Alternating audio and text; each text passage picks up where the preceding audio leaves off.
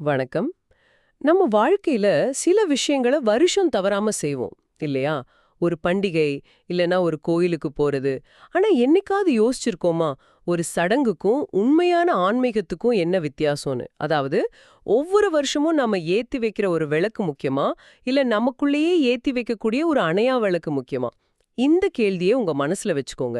ஏன்னா இன்னைக்கு நாம பார்க்க போற கதை இதுக்குள்ள தான் பயணிக்க போகுது. உங்களுக்காக நாம ஆழமா அலச போறது மிகேல் நைமியின் மிர்தாத்தின் புத்தகம் அத்தியாயம் 36. ஒரு பக்கம் பல 100 வருஷங்களா நடக்கிற ஒரு பிரம்மாண்டமான திருவிழா. இன்னொரு பக்கம் அந்த பாரம்பரியத்தோட ஆணி வேரைய அசைச்சு பார்க்கிற ஒரு புதிய ஞானம்.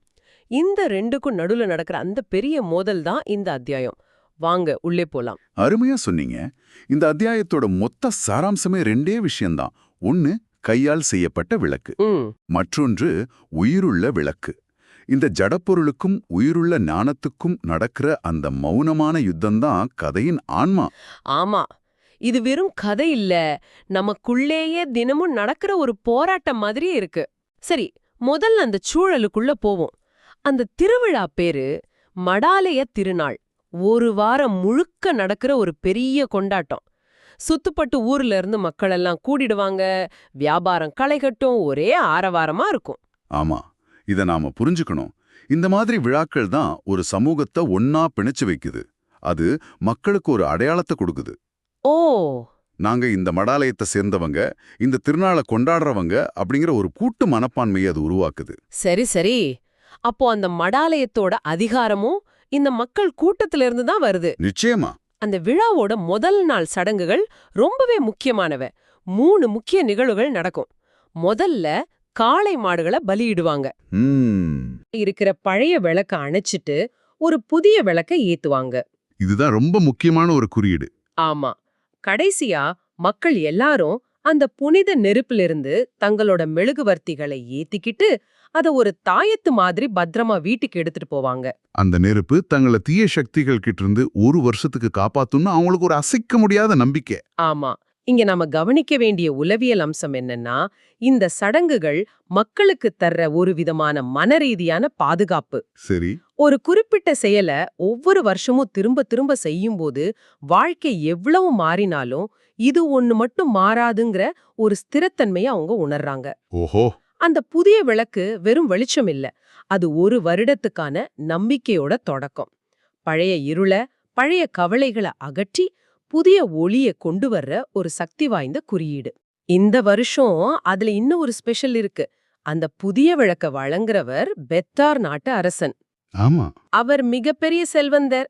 மடாலயத்து மேல ரொம்ப பக்தி கொண்டவர். அதனால அவர் கொடுக்க போற விளக்கு சாதாரணமா இருக்காது.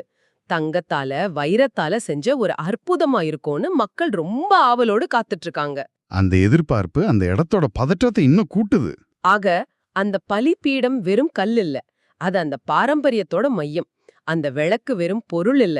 அது அதிகாரத்தோட சின்னம். இந்த சூழல் நல்லா இருந்தாதான் மடாலய தலைவர் சமாதத்தோட அடுத்த கட்ட நடவடிக்கையை நம்மால புரிஞ்சிக்க முடியும். ஆமா, அந்த இடத்துக்கு தான் வரும். ஒரு பக்கம் இவ்ளோ பெரிய ஏற்பாடுகள் நடந்துட்டு இருக்கு. ஆனா மடாலயத்துக்குள்ள ஒரு விதமான அமைதியற்ற சூழல். திருவிழாவுக்கு முந்தின நாள் ராத்திரி மடாலயத்தோட தலைவர் சமாதம் மிர்தாத்தையும் மத்த 9 தோழர்களையும் தன்னோட அறைக்கு கூப்பிடுறாரு. அங்க ஒரு இறுக்கமான உரையாடல் நடக்குது. அந்த உரையாடல்ல சமாதத்தோட பயம் அப்பட்டமா தெரியுது. அப்படியா? ஆமா. அவர் அதிகாரத்தோட உச்சியில இருக்கிற மாதிரி வெளியே காட்டிக்கிட்டாலும் உள்ளுக்குள்ள மிர்தாத்தோட வருகை அவரை அசைச்சு பார்த்திருக்கு. தன் அதிகாரம் கைவிட்டு போயிடுமோங்கிற தவிப்பு அவரோட ஒவ்வொரு வார்த்தையிலையும் தெரியுது. சமாதம் ரொம்ப அதிகாரமா பேச ஆரம்பிக்கிறார் இல்லையா? நாளைக்கு புனித நாள், பழைய சண்டைகளை எல்லாம் மறந்துடுவோம் அப்படின்னு ஆரம்பிக்கிறார். ஆமா. இந்த விழா கடவுளுக்குரியது. இதை கட்டி காப்பது என் கடமை, என் பாரம்பரிய உரிமை அப்படின்னு சொல்றார். அதுக்கப்புறம் மிர்தாத்த பார்த்து இதுல யாரும், குறிப்பா நீங்க குறுக்கிட வேண்டாம். எச்சரிக்கை, சமாதத்தின் பழிவாங்கல் பயங்கரமானதா இருக்கும்னு ஒரு மிரட்டலோட முடிக்கிறார். எனது மடாலயம், எனது கடமை, எனது உரிமை. இந்த வார்த்தைகளை ஒரு திரும்ப திரும்ப சொல்றதுல ஒரு விஷயம் தெளிவா புரியுது. என்ன அது? அவர் அந்த அமைப்பை தன்னோட சுயத்தோட அடையாளப்படுத்துகிறார். அந்த அமைப்புக்கு வர்ற எந்த ஒரு சவாலையும் தனக்கு வர சவால பாக்குறார். அவர் மாற்றத்தை விரும்பல. ஏன்னா மாற்றம் வந்தா தன்னோட அடையாளம் அழிஞ்சிடும்னு பயப்படுறாரு. சரியா சொன்னீங்க. இது பல தலைவர்களுக்கு இருக்கிற ஒரு பொதுவான குணம். அங்க ஒரு முக்கியமான தத்துவ விவாதம் நடக்குது. சமாதம் விரக்தியில கேக்குறார், நான் எனக்கு தீங்கிழைத்துக் கொள்ள எனக்கு சுதந்திரம் இல்லையா? இது ஒரு ஆச்சரியமான கேள்வி. ஆமா, அதுக்கு மிர்தாட் சொல்ற பதில் தான் இந்த அத்தியாயத்தோட உச்சம்னு நான் நினைக்கிறேன். நிச்சயமா. மிர்தாட் ரொம்ப அமைதியா சொல்றார், தீங்கு செய்ய சுதந்திரமா? தனக்குத்தானே தீங்கு செய்பவன் அந்த தீங்கின் அடிமையாகிறான். வாவ். பிறளுக்கு தீங்கு செய்பவன் அடிமையின் அடிமையாகிறான். இந்த வரி மேலோட்டமா பார்க்கறதுக்கு இல்ல, இதுக்குள்ள ஒரு ஆழமான உளவியல் உண்மை இருக்கு. அத கொஞ்சம் விளக்க முடியுமா? அதாவது சாமாதன் சுதந்திரமா செயல்படுறதா நினைக்கிறார். ஆனா மிர்தாத் என்ன சொல்றார்னா, இல்ல, நீ உன்னோட கோபத்துக்கும் அகங்காரத்துக்கும் பயத்துக்கும் அடிமையா இருக்கு. அந்த அடிமைத்தனத்தை நீ சுதந்திரம்னு தப்பா புரிஞ்சுக்கிட்டு இருக்கன்னு சுட்டி காட்டுறார். ஓஹோ, அப்போ நாம செய்யற ஒவ்வொரு தீய செயலும் அது நமக்கோ இல்ல மத்தவங்களுக்கோ நமக்கு மேல ஒரு சங்கிலிய மாட்டி விடுதுங்கிறது தான் இதோட அர்த்தமா? அதேதான், அது நம்மை அடிமைப்படுத்துது. உண்மையான சுதந்திரம் என்பது நாம நினைச்சதை செய்யறதுல இல்ல. அப்ப எதுல இருக்கு? உண்மையான சுதந்திரம் என்பது தீங்கிழைக்கிற அந்த உந்துதல்ல இருந்து விடுபடுறதுல தான் இருக்கு. சாமாதம் தன்னோட கோபத்தால தூண்டப்பட்டு செயல்படுறார். அதனால அவர் ஒரு அடிமை. மிர்தாத் அந்த தூண்டுதல்கள் இல்லாத நிலையிலிருந்து பேசுறார். அதனால அவர் சுதந்திரமானவர். இந்த நுட்பமான வித்தியாசத்தை சாமாதத்தால புரிஞ்சுக்க முடியல. அதனால கோபத்துல என் வழியில என்ன வாழ விடுங்கன்னு சொல்லிட்டு போயிடுறார். இப்போ திருவிழா நாள் மறுநாள் காலை மடாலயம் மக்கள் கூட்டத்தால நிரம்பி வழியுது. சடங்குகள் எல்லாம் திட்டமிட்டபடி நடக்குது. சமாதம் ரொம்ப உற்சாகமாவும் பெருமையாவும் அந்த பலிபீடத்துல நிக்கிறார். எல்லாம் தான் கட்டுப்பாட்டுல இருக்குன்னு ஒரு நிம்மதி அவருக்கு. அந்த நேரம் பார்த்து தான் கதையில அந்த பெரிய திருப்பம் வருது. ஒரு நாடகத்தோட உச்சக்கட்டம் மாதிரி அந்த நிகழ்வு நடக்குது. திடீர்னு கூட்டத்தை விலக்கிக்கிட்டு வெள்ளுட போட்ட ஒரு உயரமான மனிதர் பலிபீடத்தை நோக்கி வர்றார். அவர் பெத்தார் நாட்டு அரசனோட அந்தரங்க தூதன். ஆமா, அவர் கையில ஒரு சுருள் இருக்கு. அரசர் அந்த அற்புதமான விலை மதிக்க முடியாத விளக்கு அனுப்பியிருப்பார்னு எல்லோரும் நினைக்கிறாங்க. சமாதமும் அதே எதிர்பார்ப்புல தான் அவரை வரவேற்கிறார். அந்த தூதன் சமாதத்தோட காதுல ஏதோ சொன்னதுக்கு அப்புறம் தன் சட்டப்பையிலிருந்து அந்த கடிதத்தை வெளியெடுக்கிறான். அத எல்லார் முன்னாடியும் உரக்க படிக்க சொன்னதா அறிவிக்கிறான். அந்த நிமிஷம் அந்த இடத்தோட சூழலே அப்படியே மாறுது. எல்லா ஆரவாரமும் அடங்கி ஒரு விதமான அமைதி கலந்த பதற்றம் நிலவுது. அந்த கடிதத்தை அவன் படிக்க ஆரம்பிக்கிறான். பெத்தார் நாட்டு முன்னாள் மன்னன். ஒரு நிமிஷம், முன்னாள் மன்னன்கிற வார்த்தையே எல்லாரையும் குழப்புது இல்லையா? ஆமா. கூடியிருக்கும் எல்லா மக்களுக்கும் மடாலயத்திற்கும் தனது சமாதானத்தையும் சகோதர அன்பையும் தெரிவித்துக் கொள்கிறான். அந்த கடிதத்தோட உள்ளடக்கம் தான் அந்த பாரம்பரியத்தோட இதயத்துல அடிக்கப்பட்ட ஆணி. அரசன் எழுதுறான், நான் என் செல்வம் முழுவதையும் கொண்டு ஒரு அற்புதமான விளக்கச் செய்தேன். ஆனா கடவுள் எனக்கு ஒரு உயிருள்ள ஒளிவிளக்க பரிசளித்தார். அந்த விளக்கின் ஒளி கண்களை கூச செய்யும். அது ஒரு அணையா விளக்கு. அதன் அழகுக்கு ஈடு இணையே கிடையாது. அதை பார்த்த பிறகு நான் செய்த விளக்குகள் எவ்வளவு அற்பமானவை என்று உணர்ந்து அவற்றையெல்லாம் குப்பையில் எறிந்து விட்டேன். இந்த வரிகளை கேட்கும்போதே கூட்டத்துல ஒரு பெரிய சலசலப்பு ஏற்படுது. அரசன் செஞ்ச விளக்க குப்பையில போட்டுட்டானா? ஆமா. அப்போ மடாலயத்துக்கு என்ன பரிசு? ஒருவேளை இது மடாலயத்துக்கு செய்யப்பட்ட அவமானமா? சமாதத்தோட முகம் இறுகி போகுது. இதுல அரசனோட ஞானம் அபாரமானது. அவன் வெறும் மிர்தாத்தை மட்டும் புகழல, அவ ஒரு பெரிய கருத்தை முன்வைக்கிறான். என்ன அது? புனிதத்தை காசு கொடுத்து வாங்க முடியாது, அத கையால உருவாக்கவும் முடியாது. உண்மையான புனிதம் உயிருள்ளதா ஞானத்தோட வடிவத்துல தான் இருக்க முடியும்னு பல்லாயிரக்கணக்கான மக்களுக்கு முன்னாடி அறிவிக்கிறான். இது ஒரு புரட்சிகரமான அறிக்கை.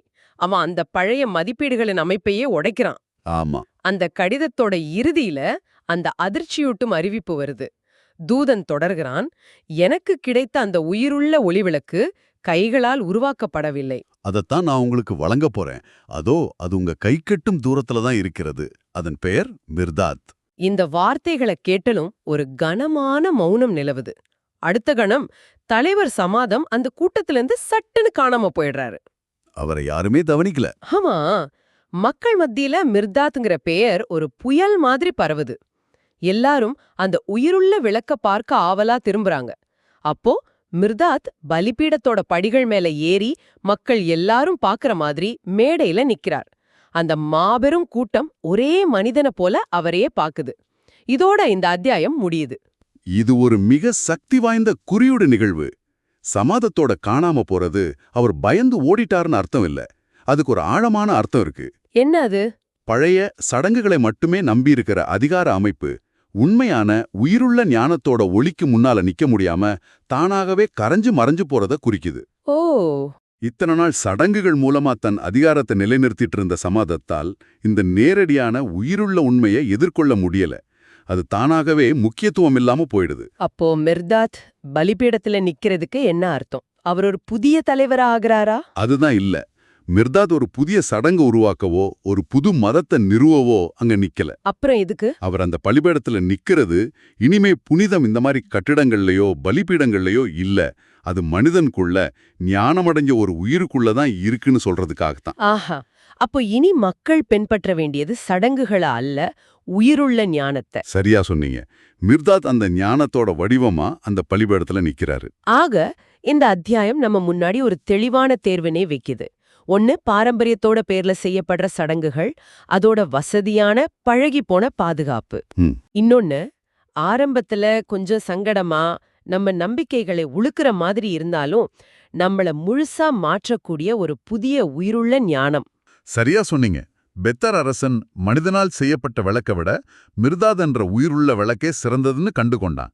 அவன் தன்னோட பழைய அடையாளமான அரசன்கிற பட்டத்தையே தூக்கி எறிஞ்சிட்டு அந்த புதிய உண்மையை ஏத்துக்கிட்டான். ஆனா சமாதத்தால் அதை ஏத்துக்க முடியல.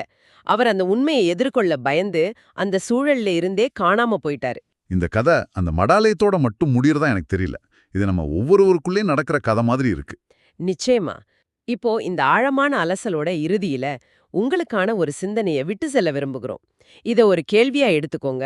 உங்கள் வாழ்க்கையில் நீங்கள் இறுக்கமாக பற்றிக் கொண்டிருக்கும் விளக்குகள் எவை? அது ஒரு நம்பிக்கையா இருக்கலாம், ஒரு பழக்கமா இருக்கலாம், ஒரு உறவா இருக்கலாம். ஆமா, அல்லது நீங்க யாருன்னு நீங்க நம்பிட்டு இருக்கிற ஒரு அடையாளமா கூட இருக்கலாம். அவை வெறும் சடங்குகளா அல்லது உண்மையான ஒளியா?